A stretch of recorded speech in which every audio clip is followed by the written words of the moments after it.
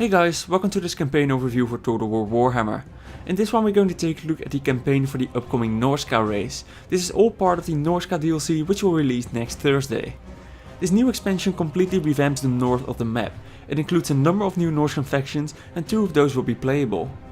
The main playable faction, simply called Norsca, starts out in the south with one region called Ice Drake Fjord next to the Sea of Claws. It shares borders with the Vanaheimlings and the Scaling, the latter being an enemy from the beginning of the game. Norsca is led by Wulfric the Wanderer. Wulfric is an excellent melee fighter with the Siege Attacker trait and he has access to a unique battle ability called Sea Fang. Wulfric comes with a couple of powerful faction traits. All Mammoth units have plus 15 melee attack, Marauder units cost minus 10% upkeep and all units in Wulfric's army cost Fear, which is very powerful. The other playable faction called Wintertooth starts out at Winterpire in the north of Norsca. Wintertooth shares borders with 2 Norscan tribes and the dwarven Krakadrag. The Nagvarlings are the first threat in the campaign, as they are Wintertooth's only enemy in the beginning of the game. This faction is led by Throg, also known as the King of the Trolls.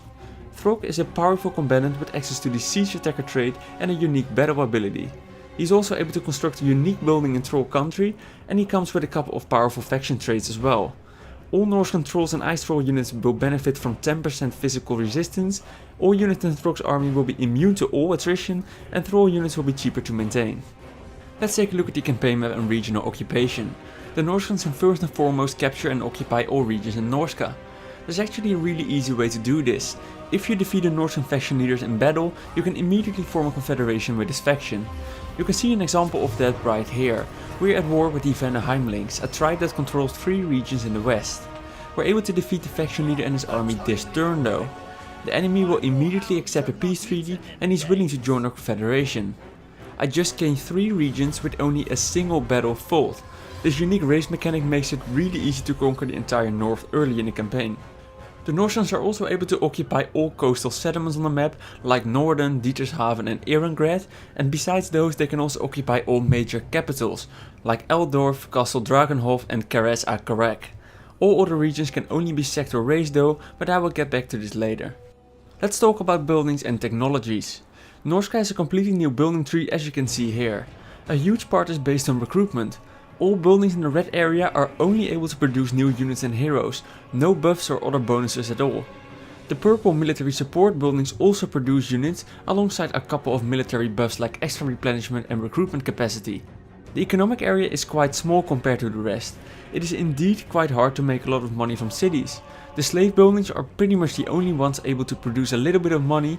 Coastal settlements can also earn some money from their harbors, but Norscan building income is still quite low compared to other factions like the Empire or the Dwarves. You will have to earn your money by raising, sacking and raiding. Norsca does have a couple of good buildings able to bring growth, chaos, corruption and public order though, as you can see here. Now all of these buildings can also be built in captured major capitals, but not in coastal settlements. These regions only give access to a couple of basic buildings, and you're only able to recruit basic units like marauders and cavalry here. Let's take a look at the technology tree. You can see that it is divided in 3 areas. The first tags upgrade your marauder and other early game units, the second area buffs your monsters and also unlocks monster hunting, we'll talk about that very soon, and the final and biggest area provides some campaign buffs, but the best technologies are at the end. You need to capture the specific capitals before you're able to research these though, be sure to do so as these are some of the best technologies in the game as you can see. Let's check out my favorite feature of the Norsca race, the allegiance to the god system. The Norscan campaign is all about showing your allegiance to one of the 4 chaos gods, and you can see this at the top of the campaign screen. You can gain level 1, 2 and 3 allegiance for each god, and each level comes with some very strong campaign bonuses. The final tiers are extremely powerful.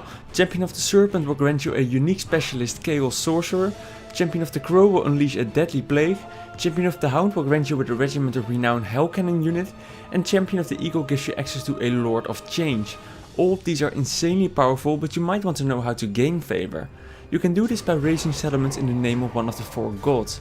These are 4 new post-battle options as you can see here. Raising a statue will raise favor for one god, however you will lose favor with all the others. After choosing a god, a unique statue can be seen on the campaign map. There is another way to get favor though, and that is monster hunting, another unique feature for the Norscans. You're able to hunt some of the famous monsters of the old world like dragons, cygors and giants. Hunting a monster is similar to completing a quest chain for a lord. You will have to complete a couple of steps with a nice reward at the end. These rewards include unique abilities, items, Regiments of Reknown and loads of money. After completing a couple of steps you will have to fight the monster itself in a unique quest battle. After defeating the enemy and completing the contract, you will be able to dedicate the victory to one of the Chaos Gods.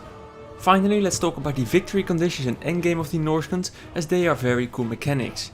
The victory conditions are simple. You need to achieve level 3 allegiance with one of the Chaos Gods, you need to destroy the Empire, Bretonnia and the other Norscan faction, and you need to defeat all the challengers sent against you. Now this last one has to do with your allegiance. When you hit the max level, 2 other gods will send their champions to Norsca to hunt you down. Once you defeat these armies, the last Chaos God will send his champion against you in an epic final quest battle. Defeating this last challenger will give you the power needed to either help or destroy Archaon the Everchosen. That's right, you can choose to either follow or fight against Archaon. When you join him, the Chaos Invasion will begin and you will be allied to the Chaos Warriors faction. If you're going against him, you're supposed to destroy his invading force in order to get some extremely powerful campaign bonuses like minus 70% upkeep costs. A very dramatic and cool way to end your campaign. So that is all for this short campaign overview of the upcoming Norscan factions. As said, the Norsca DLC will release this Thursday. You will get Norsca for free if you pre-order Warhammer 2, but you're also able to buy it separately on Steam.